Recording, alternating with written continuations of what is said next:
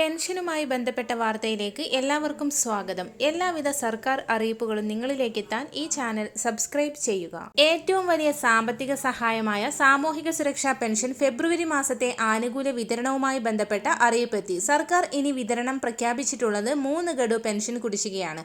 4800 രൂപ വീതമാണ്. അതുമായി ബന്ധപ്പെട്ട അറിയിപ്പ് സർക്കാർ നൽകി കഴിഞ്ഞു.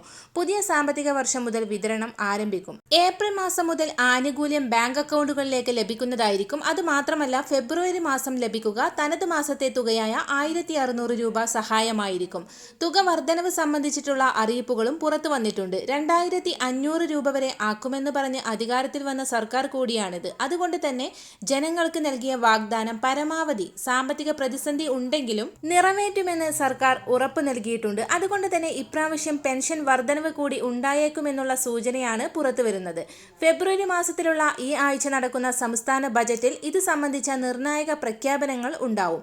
62 ലക്ഷം പേർക്കും സാമ്പത്തിക സഹായത്തിൽ വർധനവ് ഉണ്ടാവുമെന്ന് തന്നെയാണ് വിലയിരുത്തപ്പെടുന്നത്. അതുമാത്രമല്ല, പെൻഷൻ ആനുകൂല്യങ്ങൾ ലഭിക്കുന്നവർ വരുമാന സർട്ടിഫിക്കറ്റ്, വാർഷിക വരുമാനം 1 ലക്ഷം രൂപയോ അതിന് മുകളിലോ ആണെങ്കിൽ അവർക്ക് പെൻഷൻ ലഭിക്കാൻ അർഹതയില്ല. അടുത്ത സാമ്പത്തിക വർഷം മുതൽ ഏപ്രിൽ മാസത്തിന് ശേഷമായിരിക്കും വരുമാന സർട്ടിഫിക്കറ്റ് ഹാജരാക്കാനുള്ള നിർദ്ദേശം നമുക്ക് ലഭിക്കുക. അറിയിപ്പുകൾ ലഭിക്കുന്ന മുറയ്ക്ക് രേഖകൾ സമർപ്പിക്കുക. പെൻഷൻ ലഭിക്കുന്ന സ്ത്രീകൾ ശ്രദ്ധിക്കേണ്ടത് നോൺ റീമാരേജ് സർട്ടിഫിക്കറ്റ് ഹാജരാക്കേണ്ടതായിട്ടുണ്ട്. 60 വയസ്സിന് മുകളിൽ പ്രായമുള്ളവർക്ക് ഇത് ബാധകമല്ല.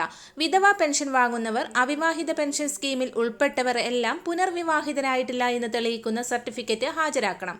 ആധാർ കാർഡിന്റെ കോപ്പി കൂടി ചേർത്ത് വേണം രേഖകൾ സമർപ്പിക്കാൻ. അപേക്ഷ വെക്കേണ്ടത് ഓൺലൈൻ സർവീസ് സെന്ററുകൾ മുഖേനയാണ്. അപേക്ഷ സമർപ്പിച്ച് അപ്രൂവ് ആയി കഴിഞ്ഞ് രേഖകൾ ഡൗൺലോഡ് ചെയ്ത് ആധാർ കാർഡിന്റെ കോപ്പി കൂടി ചേർത്ത് പഞ്ചായത്തിൽ ഏൽപ്പിക്കുക. ആനുകൂല്യങ്ങൾ മുടങ്ങാതെ ലഭിക്കാൻ ഈ കാര്യങ്ങൾ ശ്രദ്ധിക്കുക. എല്ലാവിധ സർക്കാർ അറിയിപ്പുകളും നിങ്ങളിലേക്ക് എത്താൻ ഈ ചാനൽ സബ്സ്ക്രൈബ് ചെയ്യുക.